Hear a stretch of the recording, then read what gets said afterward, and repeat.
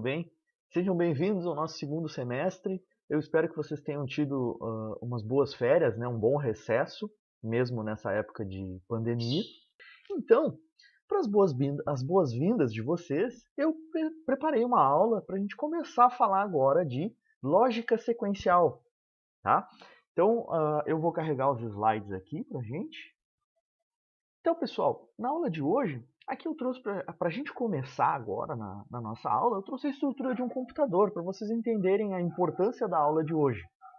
A estrutura de um computador, basicamente, ela tem a nossa CPU, a nossa memória principal e a nossa unidade de entrada e saída, né, os nossos barramentos. Vocês já devem ter visto em outras disciplinas, certo? Então, se vocês olharem bem ali dentro da nossa ULA, olharem bem da nossa CPU, vocês vão ver que tem algumas unidades, como por exemplo, o que é esse AC, esse acumulador aqui, o que é, por exemplo, esse PC aqui, o Program Counter, o contador de programa, né? O registrador de instruções. Opa, aí eu já dei a resposta, né? Então, essas caixinhas, elas são importantes para a nossa arquitetura de um computador. Aqui, ó. O que são essas caixinhas, né? Primeiramente, essas caixinhas elas são registradores, elas fazem parte da nossa lógica sequencial. E agora eu questiono vocês sabem como esses elementos funcionam? Vocês já chegaram a ver por dentro como funciona um registrador? Como um registrador ele é construído? Então é isso que a gente vai ver na aula de hoje. Então, a aula de hoje, Introdução à Lógica Sequencial, nossa disciplina de Sistemas Digitais. Para quem não me conhece, não, acho que vocês já me conhecem, né? Eu sou o professor Rafael, então vamos lá. Aqui um breve sumário, tá? Eu deixei uma leitura para vocês até o 5.15, se não me engano, eu queria que vocês dessem uma primeira olhada no livro do Totti, tá? Então, lessem e entendessem o que é o conceito de um latch, o que é um flip-flop, o que são pulsos digitais, os tipos de flip-flops. Vocês vão ver que o livro, se vocês leram com bastante atenção, o livro ele mistura bastante os conceitos de latch e flip-flops, tá? Então, para a gente começar aqui, a gente vai ter que fazer algumas definições. Tá? Na nossa aula, a gente vai considerar que um latch ele é sensível a nível e um flip-flop ele é sensível a pulso. Tá? O que significa isso, professor? A gente vai ver durante a aula. A gente precisa de um latch para fazer um flip-flop, mas o latch em si ele não é um flip-flop, tá bom? Então a gente precisa entender esses conceitos, tá? Então a gente vai falar um pouquinho sobre os sinais de clock, os flip-flops, os latches. Então vamos lá. Então, até o momento nessa nossa disciplina, vocês viram, a gente falou simplesmente de circuitos combinacionais. Pô, professor, simplesmente a gente teve um semestre disso. Realmente, a gente não pode simplificar dessa forma. Mas os circuitos combinacionais, a gente viu somadores, vocês viram como é que é feito um MUX, o DMUX também, né? Vocês fizeram um circuito de um alarme, que é um circuito totalmente combinacional, né? Que vocês viram. E vocês viram o comportamento de portas lógicas em geral. Todos esses circuitos são circuitos combinacionais, né? Mas vocês conseguiriam me responder ou refletir sobre isso agora? O que esses circuitos eles têm em comum? Vocês conseguiriam pausar esse vídeo e pensar por 10 segundos? O que eles têm em comum entre todos esses circuitos combinacionais? Então, se vocês refletiram, esses circuitos estudados até o momento, né, até agora nessa nossa disciplina, eles são considerados combinacionais. Essa palavra ela tem uma explicação, né? Porque os níveis lógicos da minha saída dos meus circuitos combinacionais, seja em qualquer instante de tempo, tá? Eles são definidos, ou seja, eles dependem apenas dos dados das informações presentes nas minhas entradas. Tá? É isso que torna o circuito um circuito combinacional. Eu não preciso nenhuma condição de entrada anterior ou o que eu tinha antes da minha entrada, ela é analisada antes do meu circuito me dar a saída. Basicamente, o circuito combinacional ele é um circuito sob demanda. Vocês entram com as entradas, vocês vão submetem as entradas e ele dá uma saída. É assim que funciona um circuito combinacional. Tá? Então, o circuito lógico combinacional ele não possui memória. Bom, aí vocês devem estar se questionando, ok, a gente viu circuitos combinacionais que não possuem memória, Então, nossos sistemas digitais até então, o computador de vocês ele possui memória, certo? O computador em si, ele precisa de memória para funcionar. Então, a gente sabe que a maioria dos sistemas digitais ela é constituída de circuitos combinacionais e de elementos de memória. Então, os elementos de memória eles são extremamente importantes e é aí que a gente entra com a nossa lógica sequencial. Então, aqui, ó, o diagrama geral de um sistema digital. Nós temos nossas portas lógicas combinacionais aqui, ó. Então, aqui o nosso circuito combinacional e aqui os nossos elementos de memória. Tá? Esses elementos de memória eles são importantes porque eles fazem a comunicação aqui ó, com as portas lógicas combinacionais e ele tem um retorno aqui, ó, essa outra comunicação, tanto daqui para cá, da esquerda para a direita, quanto da direita para a esquerda. Essa comunicação da direita para a esquerda, ela é conhecida como realimentação. Vocês vão ver, lembrem essa palavra é bem importante na lógica sequencial, tá? Então, pessoal, essa realimentação que eu falei durante a aula sobre os circuitos sequenciais, ela é a seguinte, a gente pode visualizar de uma certa forma que talvez facilite para vocês entenderem. Por exemplo, aqui ó, eu vou pegar uma porta OR, tá? Definir aqui para duas entradas, estou na interface do Log5, que vocês já conhecem, tá? E aqui eu vou definir alguns parâmetros, tá? Vou colocar um LED na saída, então estou configurando ela, certo? Ok, deixa eu pegar um pino, pronto, configurei a minha porta OR, só que notem, a minha porta OR ela tem duas entradas e ela é, uma porta OR, ela é um circuito combinacional, certo? Vocês concordam comigo, né? Dado um estímulo de entrada, ela vai produzir uma saída. Mas, se eu adotar o princípio da realimentação, o que é a realimentação? É eu pegar isso aqui, ó, esse fio da minha saída e conectar, ou seja, eu estou reconectando a saída na minha entrada da minha porta OR. E agora, o que acontece? Bom, vamos ver, né? Então, aqui eu vou habilitar a simulação,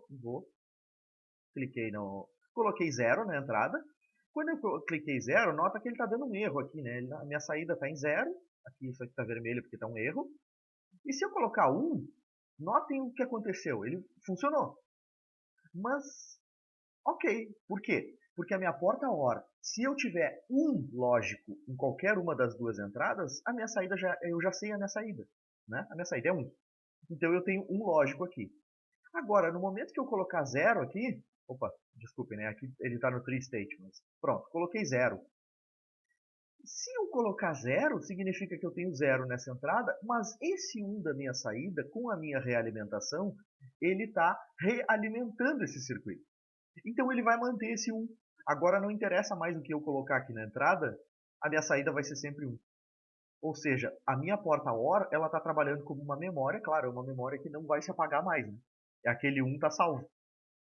Então, esse princípio aqui da realimentação tornou a minha porta OR uma porta capaz de armazenar 1 na minha saída.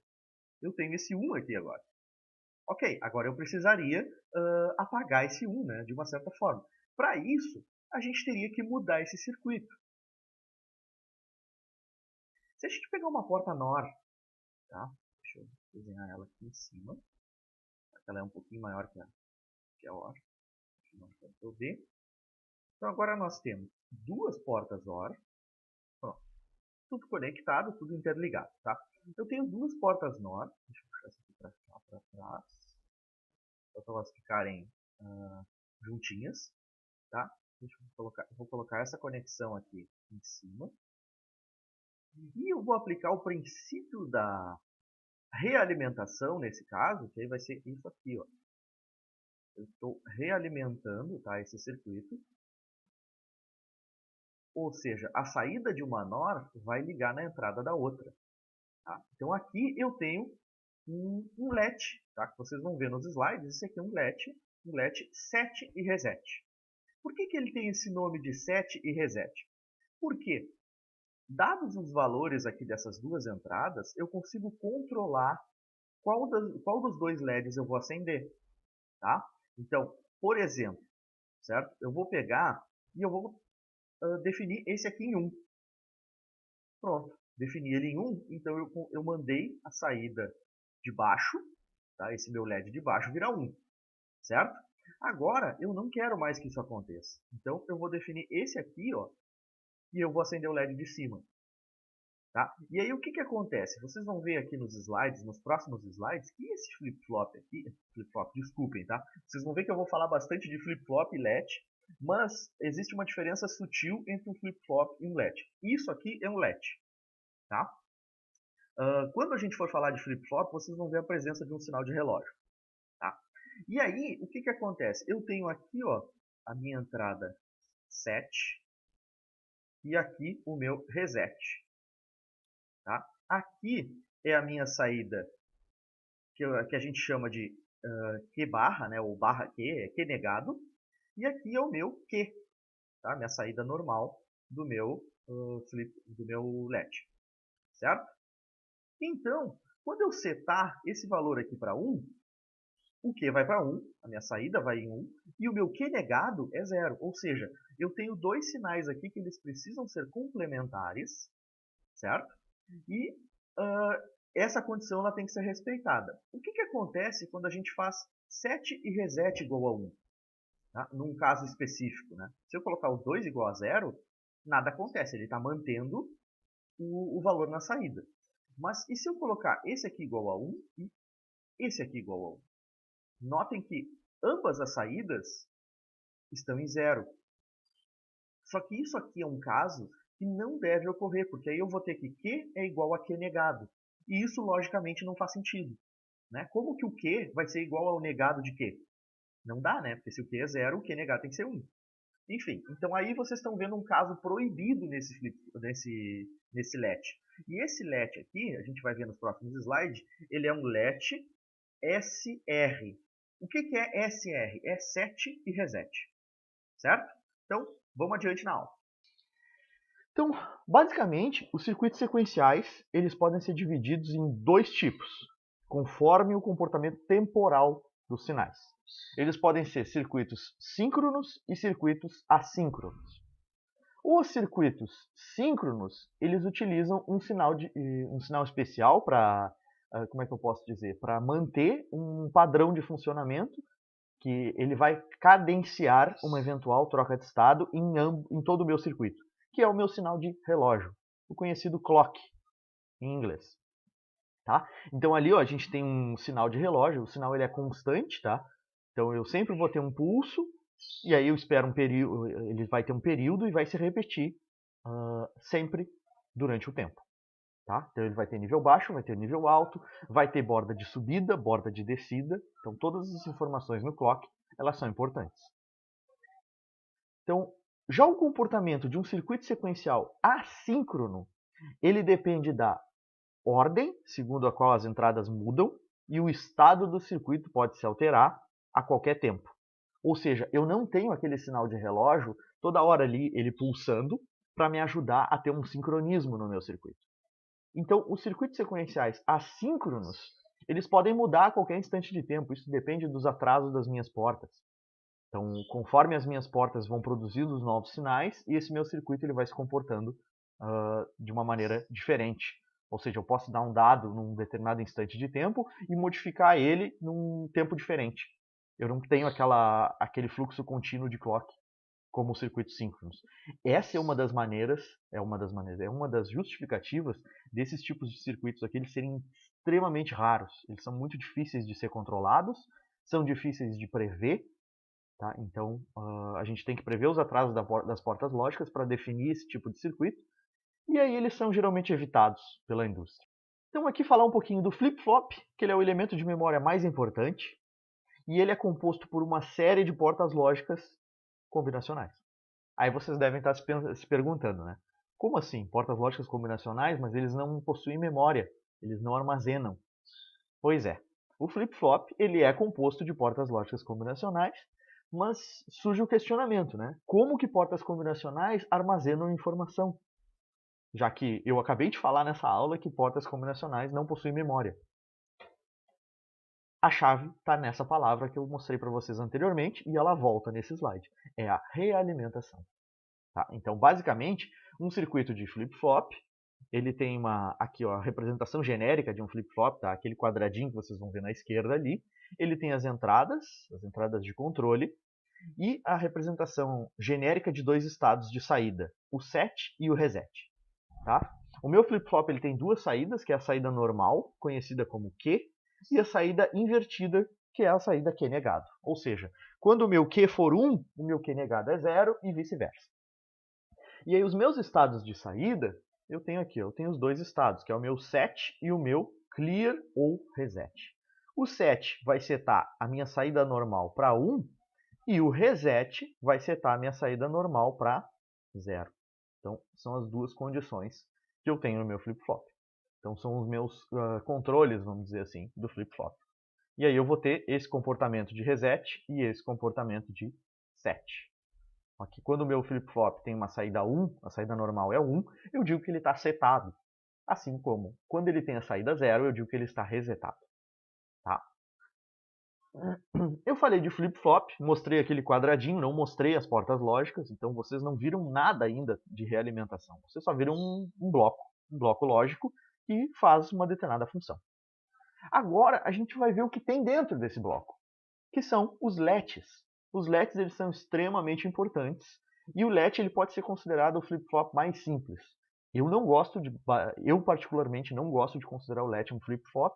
O LET é um elemento de memória. LET e flip-flop são coisas diferentes. O LET, aqui o LET SR, que é o LET set reset, ele pode ser implementado de duas formas, tá? Usando somente portas NAND e usando portas NOR. Notem aqui, ó, esse exemplo usando portas NAND, onde que está a minha realimentação? Está aqui, ó, eu tenho as minhas entradas da porta, só que uma das entradas da minha NAND, ela é a saída da outra. Assim como a saída dessa porta aqui, ela liga lá na entrada da outra. Então eu tenho uma realimentação aqui, ó, desses estados. Assim como no meu LET SR implementado por portas NOR. Eu tenho a mesma realimentação que eu tenho aqui. A diferença é que o LET implementado com portas NAND, que eu vou falar agora mais para frente, ele é ativo em 0, em nível baixo. E o LET implementado com portas NOR, ele é ativo em nível alto. Vocês devem ter lido isso no livro, eu espero que vocês tenham entendido essa parte. Então aqui, ó, o LET SR, ele implementado com portas NAND, ele tem 4 estados possíveis. Um deles é um estado especial, ou seja, um estado que não deve ocorrer, porque ele causa uma condição de disputa. E aqui, ó, quando a gente implementa ele usando NANDs, eu tenho os meus valores de set e reset, e eu tenho a minha saída. Aqui, no caso, a minha saída Q, né? É essa que eu estou mostrando aqui. Então aqui, ó, quando o meu set for 1 e o meu reset for 1, tá aqui, ó. Eu tenho 1 aqui, ó. Vamos escrever aqui. Eu tenho 1 e 1. Uma porta NAND, se vocês lembrarem, quando eu tenho 1 numa das saídas, o que vai controlar, em uma das entradas, desculpem, o que vai controlar o que eu tenho aqui na minha saída é essa entrada aqui, ó. Ou seja, a minha realimentação. E aqui é a mesma forma. O que vai estar controlando esse sinal de saída aqui vai ser esse dado que vem da saída da outra NAND.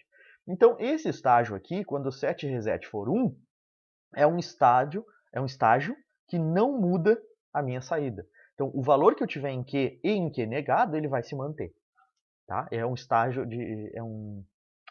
de não mudança, ele se mantém. Tá? Então, deixa eu apagar aqui. Quando a gente tem o set igual a 0 e o reset igual a 1, então aqui, ó, o meu reset igual a 1, aquela mesma condição. A saída dessa porta aqui, ou seja, o meu Q negado, ele vai ser condicionado ao valor que eu tenho aqui, né? Só que o meu set aqui é 0. Se eu tenho uma porta NAND na qual uma das entradas é 0, a gente sabe que essa saída é 1. Então, quando o meu set é 0, o meu Q vale 1. Consequentemente, se eu tenho 1 no meu Q, esse valor vem para cá, e agora eu tenho 1 e 1 na minha NAND, a minha saída Q negado é 0. Certo? Agora, se eu inverter e puxar o meu reset para 0, eu tenho 1 nessa saída, eu não preciso nem saber qual é esse valor aqui, mas o meu Q negado ele vira 1, e aí esse 1 aqui vem para cá, e aí se o meu set for 1, que é a minha outra condição, né? O reset 0 e o set 1, eu tenho 1 e 1, a minha saída aqui é 0, ou seja, eu tenho 0 na minha saída normal e 1 na minha saída negada. Ok, tá certo. Agora é o caso especial. Esse caso no flip-flop não, no latch SR, ele deve ser evitado, vocês vão ver por quê. Quando eu tenho 0 no meu set e 0 no meu reset, o que acontece? Essa NAND aqui eu tenho 1, 0, isso aqui tem que ser 1. E essa outra NAND aqui, esse valor 1 aqui não vai interferir em nada, né, porque eu tenho um 0 aqui, ou seja, o meu Q negado também vai ser 1. Mas agora eu não posso. Eu tenho um Q igual a Q negado, que é igual a 1. Isso é uma condição inválida. Então, isso invalida o meu latch. Tá? E isso, o que resulta disso aqui é um estado imprevisível e essa condição ela não deve ser usada no latch SR. É uma das limitações que ele tem. Notem que ele é um latch bem pequeno, né? Ele usa só 2 portas lógicas com realimentação. E aí eu consigo produzir valores na minha saída. Certo? O que é importante aqui é que vocês viram, ele ativa em nível baixo. Quando eu tenho uma das entradas set ou reset em 0, é o que eu estou... se eu quiser setar a saída do meu flip-flop para 1, eu tenho que colocar 0 no meu set. E se eu quiser resetar, eu tenho que zerar o meu reset. Ok?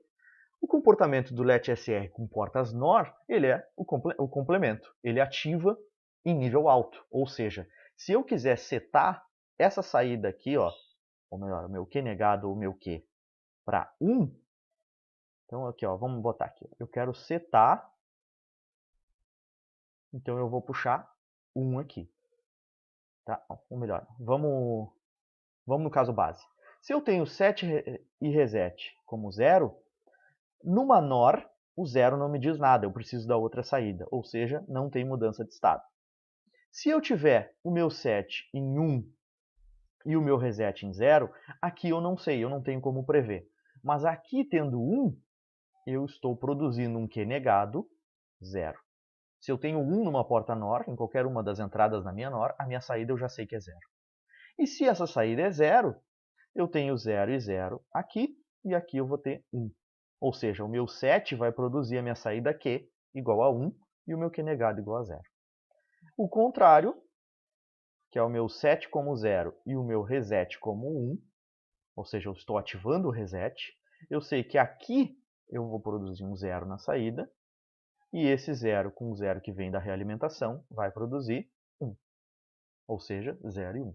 Ele está ativando em nível alto os meus sinais de controle. Então, as minhas entradas são ativadas em nível alto.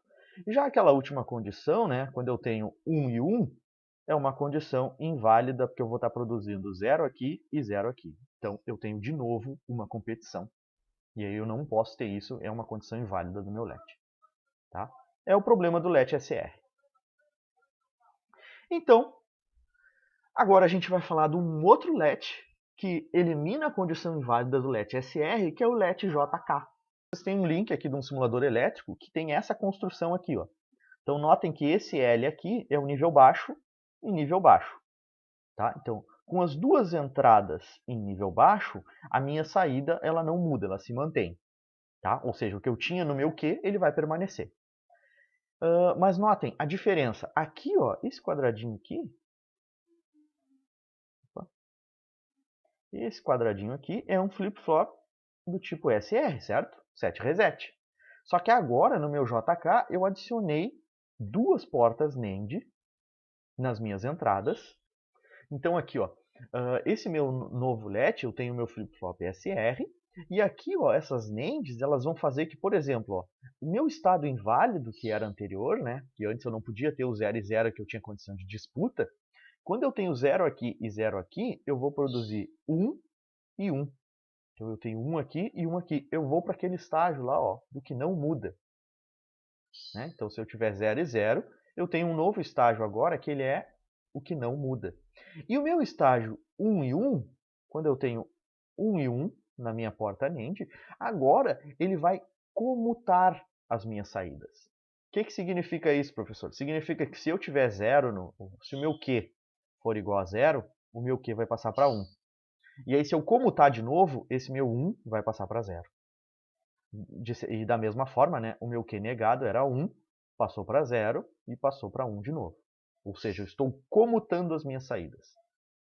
Isso aqui é importante, tá? E vocês vão ver mais para frente por quê, tá? Que um let JK ele é importante com essas condições. O que eu quero de vocês, tá? Eu quero que vocês baixem não, né? Vocês acessem esse link aqui, eu vou deixar disponível essa apresentação de slides para vocês. E esse link, ele tem esse simuladorzinho aqui de um flip-flop JK, é exatamente esse flip-flop. Vocês vão controlar esses sinais aqui, ó. E aí testem todas essas combinações de entrada e verifiquem o que acontece. Então, pessoal, aqui está o link do nosso simuladorzinho, que eu coloquei ali nos slides, né? Então, só para a gente dar uma olhadinha nesse let JK, né? Então, nota aqui, isso aqui é um let JK, as nossas portas NAND aqui, ó.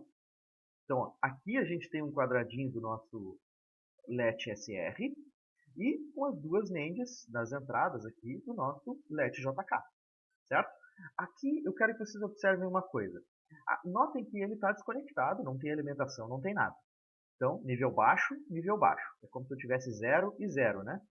Esse caso aqui, 0 e 0, está me produzindo que a minha saída Q e a minha saída Q negada também tem a 0 e 0. Claro, ele está sem alimentação, né? Isso é óbvio. Quando eu clicar em reiniciar aqui, ele vai ter uma trepidação. Porque eu não estou colocando nenhum valor aqui. Ele vai manter o estado anterior. Só que qual é o estado anterior? É um estado inválido, né? Então, isso é uma coisa que eu quero que vocês observem.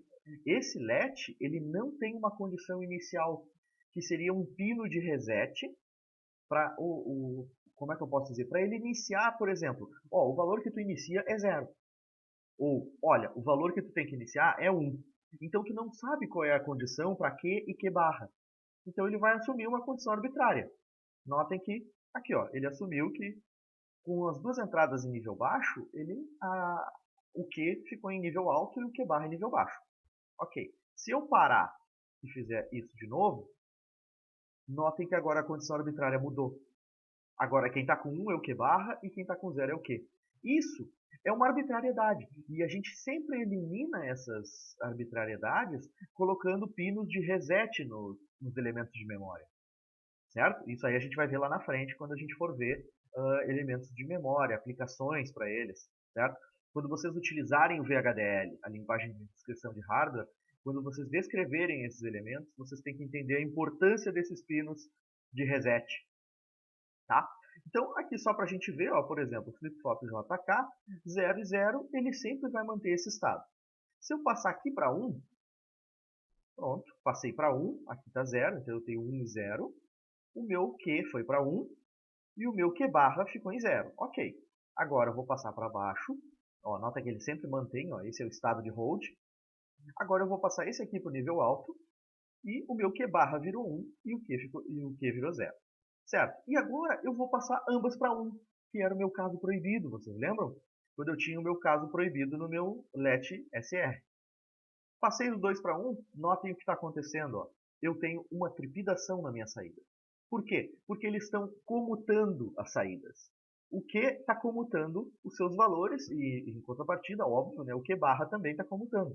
Então, notem aqui embaixo ó, o que está acontecendo. Ó. Ele está comutando de uma frequência tão alta que ele está produzindo um ruído nas minhas ondas, ó, nas minhas formas de onda.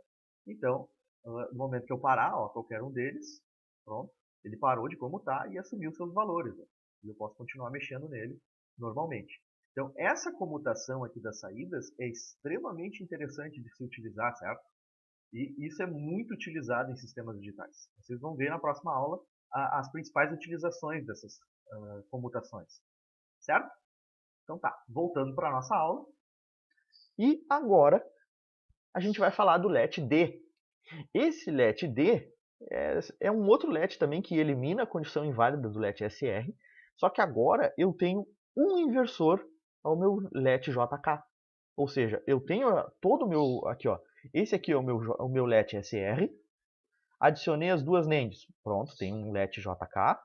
E agora eu adicionei um inversor. E aí a única entrada que eu tenho é D. E esse let D, o que ele vai fazer? Qual é o comportamento dele? A minha saída Q vai ser igual à saída D. Ele é um LED, a gente pode dizer que esse aqui é um LED transparente, embora a utilização dele não seja muito útil, porque ele sempre vai produzir o que tem na entrada na saída. A minha saída Q sempre vai ser o D, e da mesma forma, né, o meu Q negado sempre vai ser igual ao D negado, certo? Então, a utilidade desse aqui eu não vejo muita. O próximo, novamente, tá? Aí vocês têm aqui um linkzinho. Esse link aqui é o simulador do LET-D para vocês olharem. Olhem, brinquem com ele, tá? E tentem entender o funcionamento. É muito importante que vocês entendam esses LEDs. E o nosso próximo LED é o LET-D, só que agora ele é um LED transparente. O que aconteceu, professor? Como assim LED transparente? Ele continua tendo um LED JK aqui dentro. A diferença é que agora eu tenho um outro sinal aqui, ó, que eu vou chamar de Enable. Tá? É um sinal ativador. E aqui eu tenho a minha entrada D. Ah, esse LED faz alguma coisa diferente do anterior, professor? Ele faz a mesma coisa que o anterior, só que agora eu tenho um sinal de controle. E esse sinal de controle ele vai me dizer quando é para a saída Q ser igual a D. Ou seja, quando o meu Enable estiver em alto, a minha saída Q vai receber o sinal de D. Quando o Enable estiver em zero, ele vai manter o valor anterior. O valor de Q ele é mantido. Tá? Então, ele é melhor controlado. Eu não tenho um espelho da minha entrada sendo a minha saída. Tá? Nem sempre eu vou ter. Novamente, vocês têm um link aqui. Usem esse link. Brinquem um pouco com esse simulador, com esse LED. Tá? Deu trabalho para fazer. Então, tentem entender o funcionamento dele. Bom, até o JK aqui vocês entendem. Agora, essas duas entradas aqui, ó, eu quero que vocês entendam o funcionamento dela. Mas, basicamente, vocês têm aqui ó, o Enable. Quando o Enable é zero, aqui, ó, qual é o problema aqui? Eu tenho 0 e 0. Duas NANDs com uma das entradas delas em 0, a gente está fixando isso aqui em 1. Se a gente fixa 1 e 1, a gente tem o mantém no meu LED SR. Ou seja, a gente vai estar mantendo o que tem no meu Q e no meu Q barra. Então, pessoal, para a gente entender esse LED-D, esse LED transparente, né, com a entrada D e o meu sinal de Enable, aqui eu abri aquele linkzinho que eu deixei no slide, e vocês podem observar aqui ó, no nosso diagrama, aqui a gente tem um diagrama de tempo, tá, com os sinais, a simulação está pausada, né? Então ó, eu vou reiniciar a simulação, notem que a gente teve uma trepidação aqui nos dois, para assumir o estado inicial tá, do nosso LED, e aqui ó, o nosso Enable está em 1. Certo? Com o nosso Enable em 1, o nosso valor de Q ele é igual ao D. Certo? Então está aqui, ó, o Enable é esse aqui do meio. Então ele está em 1. Então tudo que acontecer no D vai acontecer instantaneamente na minha saída Q. Então notem, ó, eu mexi no D aqui, né, que é o J lá do nosso gráfico. E ó, quando eu baixei o D, baixou o Q também. Se eu subir, ele sobe. Se eu baixar, ó, nota que é exatamente a mesma coisa. Por isso que ele é chamado de LED transparente. Ó. Vou fazer isso aqui ó, bem rapidamente. Ó. Transicionei rapidamente. É idêntico. Certo? Agora eu vou baixar o sinal de Enable. Baixei. O meu sinal de Q ele estava em 1 antes do meu Enable ficar em nível baixo. E agora, se eu fizer as modificações no valor de D, ó, elas são ignoradas pela saída. Olha lá, estou mexendo no D, mas o valor de Q lá ó, é sempre o mesmo, ele está mantendo o anterior. E, ó, vou fazer aquela mesma trepidação ó, e nada aconteceu. Ó. Aqui elas estão diferentes. Então, ó, se eu pausar, a gente consegue ver dois momentos distintos. Ó. Esse aqui, tá, de 65 nanosegundos, vou botar aqui ó, de 60 nanosegundos até 90, que é quando o meu Enable está em 0. Que a minha entrada é diferente da saída, e esse aqui, ó, que é do tempo 0 até o tempo de 60 nanosegundos, que a minha saída é o espelho da minha entrada.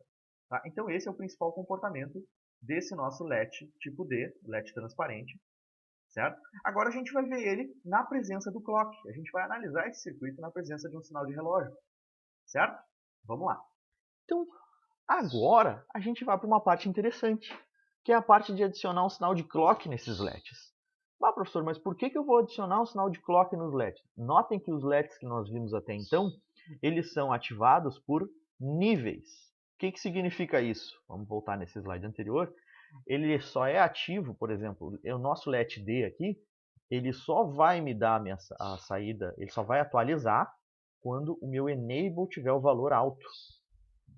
Então, enquanto esse meu enable tiver valor 1, o meu Q recebe D.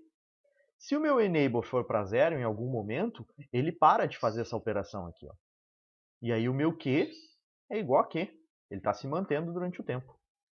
Ah, mas a entrada D mudou durante esse tempo aí que o meu enable estava em 0. Azar, isso é perdido. Isso não é repassado para a saída. Tá? Essa é a função dele. Então, quando a gente adiciona o clock agora, nós temos momentos no nosso circuito. Nós vamos ter um chaveamento, tá? Que ele é constante. Então, várias vezes ele vai chavear e toda vez que ele chavear, a saída ela vai ser atualizada. A saída do nosso circuito vai ser atualizada. Então, vocês vão ver que os flip-flops eles funcionam assim. Nós temos um clock no nosso computador que ele é exatamente para isso. Ele faz o sincronismo dos nossos flip-flops. Vocês vão ver lá que os circuitos digitais, os atuais mesmo, eles existem barreiras de clock. Existe a técnica de pipeline de instruções, que vocês já devem ter visto. Nada mais é do que barreiras de clock no nosso sistema. A gente quebrar um caminho em vários pontos e ali a gente adiciona registradores. Então, o clock vai fazer com que aquilo vá andando conforme o tempo. Tá? Então, para isso que ele serve. Ele vai fazer um sincronismo dos nossos elementos de memória. Então, aqui, ó, os flip-flops com clock, eles podem ser ativados de duas formas. Tá? Quando a gente tem o clock, a gente não tem mais ativação em nível. A gente tem ativação em borda, que é ativado por uma borda de subida e ativado por uma borda de descida. Ah, professor, como é que eu vou saber essa diferença? Aqui, ó, quando ele é ativado por borda de subida, ele não tem uma bolinha. Quando ele é ativado por borda de descida, ele tem a bolinha dizendo que ele é ativo em sinal baixo. Tá? Então lembrem dessa bolinha aí. Então as entradas, ele vai ter as mesmas entradas de controle, os nossos flip-flops, só que agora eles têm um sinal de clock para fazer o sincronismo dos dados, para fazer a atualização das nossas saídas. Certo? O que é importante com os flip-flops? Tá? O tempo de setup e tempo de hold. Basicamente, eles exigem, se vocês olharem os datasheets de flip-flops na indústria, em qualquer elemento de memória que vocês verem, vocês vão ver que eles definem um tempo de setup e um tempo de hold. O tempo de setup é o tempo necessário aqui, ó, da minha entrada de controle, ela chavear, tá, ou ela se manter constante, até eu ter a minha borda de subida do clock. Ou seja, eu tenho que ter um tempo aqui, ó, daqui, ó, dos meus 50% dessa entrada de controle até os 50% do clock. Esse tempo aqui define o mínimo tempo de chaveamento, o tempo mínimo de que já chaveou as minhas entradas, que elas têm que ficarem constantes, para o meu clock chavear e eu ter o sincronismo dos dados. Da mesma forma, ele pede o tempo de hold, que é para segurar um pouco mais a informação. Então eu tenho aqui a minha entrada de controle, ela tem que ficar fixa um pouco mais de tempo do que da minha borda de clock. Tá? Então, esse tempo de hold é importante. Esses tempos aqui, eles definem o sincronismo dos clocks. A gente precisa ter esse sincronismo nas informações. Se vocês leram o que eu pedi para vocês lerem, vocês devem ter visto exemplos no qual eu tenho um flip-flop ligado no outro e que dado que vai aparecer na saída do segundo flip-flop quando a gente tiver uma borda de clock. Certo? Então ali são tempos importantes para vocês verem. É um pouquinho difícil de entender em primeiro momento? É um pouquinho. Mas com o tempo vocês pegam. Então aqui, ó, a gente tem um flip-flop SR. Agora eu estou chamando ele de flip-flop SR porque agora eu adicionei um detector de borda e um sinal de clock no meu flip-flop. E agora eu tenho, ó, o meu flip-flop, meu SR aqui. Aqui eu tenho o circuito direcionador de pulso, que isso aqui nada mais é do que o meu JK, né? Então basicamente eu tenho um SR aqui, um let NAND, só feito de forma diferente, usando uma OR com as entradas negadas. Isso aqui nada mais é do que um let NAND. Eu tenho o meu JK aqui, ó, essas são as duas NANDs inseridas em set reset. E agora eu tenho o meu sinal de clock com um detector de borda. Esse detector de borda vai fazer esse pulso de clock aqui ficar desse tamanho aqui. Ó. Por que precisa ficar desse tamanho? E como que ele faz para ficar desse tamanho? É isso que a gente vai olhar. Esse detector de borda, ele basicamente, a gente vai analisar o da esquerda, tá? Porque o da direita é disparado por borda de descida, a gente quer disparado por borda de subida. Então, ó, o que ele faz? Ele constrói um circuito, um detector de borda, usando um inversor e usando um fio. Então, aqui, ó, aqui eu tenho um fan-out, tá? Aqui é um caminho que se divide, né, do meu clock, passando por um inversor, que aqui vai me dar o meu clock negado, e esse mesmo sinal ligado numa AND, sem passar por um inversor. Vocês sabem, eu já falei anteriormente, que as portas elas possuem atrasos de propagação. Então, esse sinal de clock aqui, ó, quando ele troca de estado, vamos olhar aqui ó, nas formas de onda, aqui ó, ele se manteve fixo até um determinado tempo, até esse ponto aqui. Ó. E aí, num determinado momento, ele pegou aí, o meu clock era 0, ele passou para 1. O meu clock negado, que era a saída do meu inversor, ela estava em 1, porque eu tinha um clock em 0. Né? Então, aqui, consequentemente, eu tinha um 0 aqui também. Quando esse 0 passou para 1, isso aqui foi, vamos dizer que isso aqui foi de uma maneira instantânea, tá? O meu 0 foi para 1, como a gente pode ver nessa subida. E esse meu sinal aqui, ele vai se comportar da mesma forma, isso aqui é um fio, tá? Então, 0 para 1. Ele tem uma resistência muito baixa, e isso aqui não vai oferecer um atraso muito considerável. Já esse inversor aqui, ele vai passar o meu sinal de 1 para 0. Mas essa transição do inversor, ela não é instantânea. Então, eu tenho uma subida do clock e o meu clock negado ele tem uma descida. Só que essa descida ela leva um tempinho bem pequeno, tá? Mas esse tempo aqui, ó, é o tempo de propagação do meu sinal do inversor. E esse tempo de propagação é o sinal que é pegado. Que é o sinal que é pego, né, no caso. E aí, eu tenho, geralmente esses sinais aqui, ó, eles são de 2 a 5 nanosegundos. Eles são sinais bem curtos.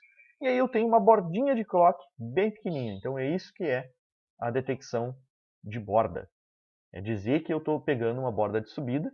A borda de descida é a mesma coisa, tá? Só que o meu atraso é de descida aqui e aí a subida do inversor. Então eu pego somente essa fraçãozinha aqui do sinal. Então esse baita clock aqui, esse baita sinal de clock, que eu ficaria um bom tempo aqui em 1, vai ficar só desse tamanho. Então aqui ó, a gente tem um flip-flop, o nosso flip-flop SR, né? Só que aí notem que esse flip-flop SR ele utiliza portas NOR. Por que ele utiliza portas NOR? Vocês vão ver que ele ativa em nível alto. Ou seja, aqui ó, a gente tem os tracejados de cada momento do nosso circuito. Então ó, eu tenho vários pontos, ó, A, B, C, D, E, F, G, H e J. Só que eu tenho um flip-flop que ele é ativo em borda de subida.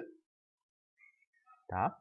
Então, sempre que eu tiver uma borda de subida, eu tenho uma verificação do meu set reset. Quando eu tenho uma borda de descida, nada acontece. Tá? Então, aqui, ó, eu tenho o meu set em 0 e o reset em 0, ou seja, ele vai manter a saída Q. Se o meu Q já era 0, ele mantém 0. Agora, na minha outra borda de subida, ó, eu tenho essa aqui, eu vou olhar minha outra borda de subida C, no ponto C, que o meu set foi para 1 e o meu reset foi para 0. Bom, se ele ativa em alto, se eu estou setando, agora eu estou setando o meu flip-flop, então a minha saída Q ela tem que ir para 1. Opa, tá certo, ela foi para 1. Eu tive o sinal de set. E aí notem que aqui ó, minha terceira borda de subida, aqui nesse meio tempo aqui eu tive uma borda de descida também, nada foi feito. E aqui, ó, quando eu tive a minha outra borda de subida, ele pegou esse ponto do meu set e esse ponto do meu reset. Ou seja, eu tinha 1 e 0, agora eu tenho 0 e 1. Eu estou resetando o meu circuito, a minha saída aqui tem que ir para 0. Está aqui, foi para 0, resetei. E aí, de novo, a gente tem a outra borda de subida setando para 1. Está aqui o meu Q indo para 1. E a minha outra borda de subida, a minha borda I, que o meu set continua em 1 e o meu reset em 0. Ou seja, eu ainda estou setando a minha saída, ela vai manter, porque ela já estava em 1. Então, esse sinal aqui, ó, ele se mantém lá em cima. E isso, por um bom tempo, a gente pode ter essas trocas de sinais, essas trocas de sinais nos meus flip-flops. Tá? E aí eu vou observando as condições nas saídas. Aqui o flip-flop D, com o sinal de clock. Lembra que o flip-flop D ele vem do let D, que é um let transparente, utilizando o sinal de enable. A diferença é que o let D ele é um let que ele vai fazer um let transparente em nível de borda, ou seja, enquanto o meu sinal de enable for 1, ele faz ele transfere o que está na entrada para a saída. O flip-flop, utilizando o let D, aquele meu sinal de enable ele é o clock. Então, o que acontece? Quando eu tenho uma borda de subida, aí vocês lembram, né? Isso aqui vai ter um circuito detector de borda, a minha borda de subida vai ser bem pequenininha. E aí, quando eu tenho borda de subida, ele vai pegar o que está em D e vai transferir para a minha saída, Q. E aí, se eu tiver 1 ou 0, é esse valor que vai passar. Só que isso, a minha saída aqui, ela somente atualiza com bordas de clock. Sempre que eu tiver uma borda de clock, que ela vai atualizar. Então, notem, ó, eu tenho o meu D em 0, e aí eu tenho uma borda de subida. O meu Q inicialmente era 1. Lembra que eu tenho que iniciar, eu tenho que ter algum valor aqui no inicial. Se o meu Q era 1, ele vai ter que ir para 0, porque eu tenho uma borda de subida aqui, e ele pegou o valor de D, foi para 0. Agora, eu tenho uma outra borda de subida e o meu D está valendo 1. Ele vai puxar o meu Q para 1 e vai manter até a próxima borda. Na próxima borda, o meu D foi para 0, então ele desce o D. E o meu valor de D. No meu ponto D, aqui eu tenho outra borda de subida, ele pega esse valor aqui, é 1, e vai passar para a minha saída, 1. Aqui ele verificou que era 1 também, ele manteve. Aqui ele verificou que é 0, baixou para 0. E aqui ele verificou que também ainda era 0, e ele manteve 0. Então, o que acontece, ó, por exemplo, notem que aqui ó, o meu sinal de D ele foi para 1, nesse instante de tempo aqui, ó, vamos botar que seja nesse risquinho aqui, ó. Notem que esse risquinho aqui não atualizou, né? A gente não teve atualização do meu flip-flop nesse ponto. Ele atualizou um tempo depois. Por quê? Porque ele precisa da borda de subida para atualizar a saída. Se isso aqui fosse um sinal de enable, se eu tivesse um sinal de enable, por exemplo, esse comportamento do meu Q seria diferente do meu D. Né? Então, notem que esses valores eles podem mudar dado a borda de clock. Né? Então, eu tenho uma borda de clock aqui, aí eu vou verificar e vou passar D para Q. Sempre que eu tiver a borda de clock, esse valor é atualizado. Do contrário, os meus sinais intermediários aqui, ó, que são daqui até aqui, a gente pode dizer, ó, vamos dizer que esse sinal aqui de D, ele tivesse feito isso aqui, ó, tivesse oscilado, isso aqui não ia ser pego, porque o meu flip-flop ele não estaria atualizando. Tá? Então, basicamente é esse o conceito. Ele só atualiza quando eu tenho bordas de subida ou de descida. Eu posso configurar um flip-flop também, que ele é ativo em bordas de descida, como eu mostrei para vocês. Então agora, vocês leram do 1 ao 15, né? A gente não abordou todo aquele conteúdo. Por quê? Porque eu queria que vocês lessem mais do que o abordado aqui em aula. O foco dessa aula é para vocês entenderem os flip-flops. Tá? Existem outros conceitos envolvidos, que são os conceitos do que são pulsos de um circuito, os pulsos digitais, né, que vocês têm que entender.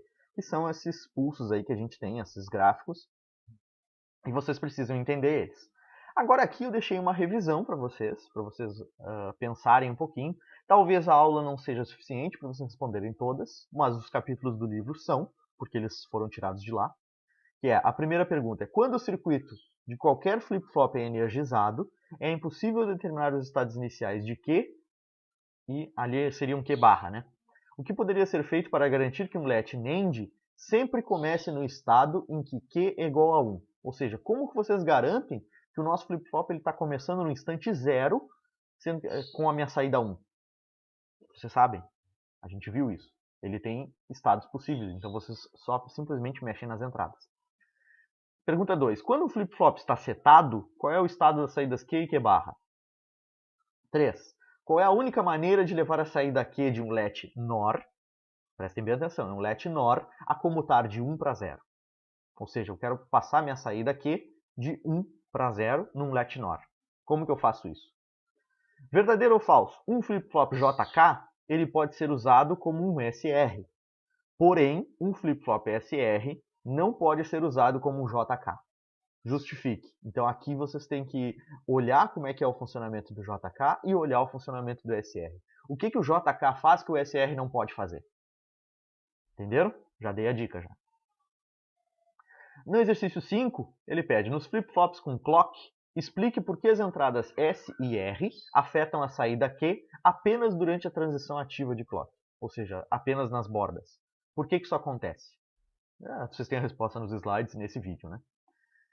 Número 6, verdadeiro ou falso. Nos flip-flops D, aqueles que utilizam clock, a saída Q será igual ao nível lógico na entrada D em todos os instantes. Justifique e exemplifique. Ou seja, a minha saída Q do meu flip-flop D, ativado com uma borda de subida, por exemplo, ela vai ser igual à minha entrada D em todos os instantes? Eu vou ter a mesma onda? Sim? Não? Justifiquem. Flip-flops JK, no exercício 7, podem ser usados para transferência paralela de dados. Mas o professor não falou isso de transferência paralela de dados. Então, é isso que eu quero que vocês olhem, vocês questionem, leiam o livro, tá? Para vocês conseguirem responder esse exercício 7. Mas a gente consegue utilizar um flip-flop JK para transferência paralela. O que é a transferência paralela? Tudo que está nas minhas... Se eu tiver 3 flip-flops JK em paralelo, eles vão passar a minha saída ao mesmo tempo? Esse é o questionamento que eu passo para vocês.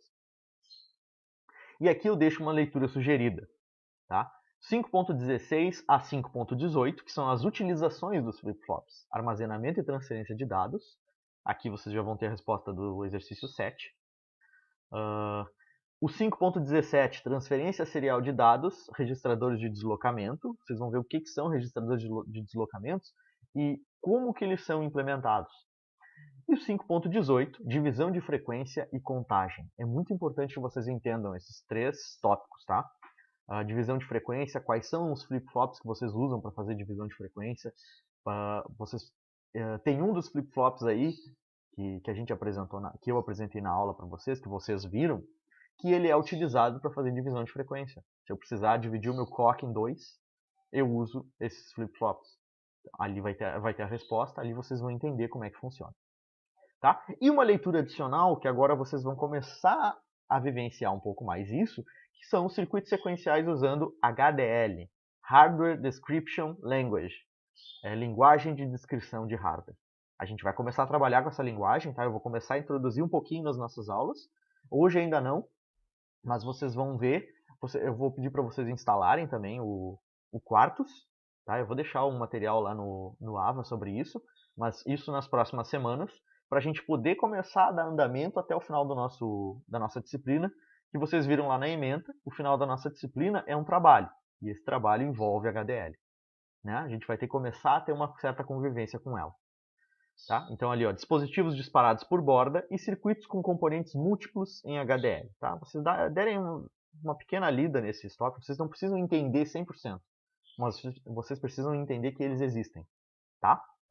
Então, é isso, tá? Eu deixei essas leituras sugeridas para vocês, leiam, tá? Me procurem se vocês tiverem dúvida a respeito da aula. Me procurem se vocês não entenderem os exercícios. Se tiver algum exercício que vocês não conseguirem fazer, sempre tentem fazer a mais do que se pede, tá? Então aqui, ó, os que são verdadeiro ou falso, sempre justifiquem. Entendam o que vocês estão fazendo, entendam o funcionamento deles. Usem e abusem daqueles links que eu deixei dos flip-flops, dos LETs, desculpem, para vocês poderem entender o funcionamento deles, certo? Então, a nossa aula, ela fica por aqui, tá? Então, por hoje é isso, tá? Eu não queria deixar a aula muito extensa, mas eu acho que ela já está um pouco extensa, tá? Mas eu espero que vocês tenham gostado do material, espero que vocês utilizem aquele material extra dos links, tá? E se tiverem dificuldade, me procurem e até a próxima aula. Tchau, tchau.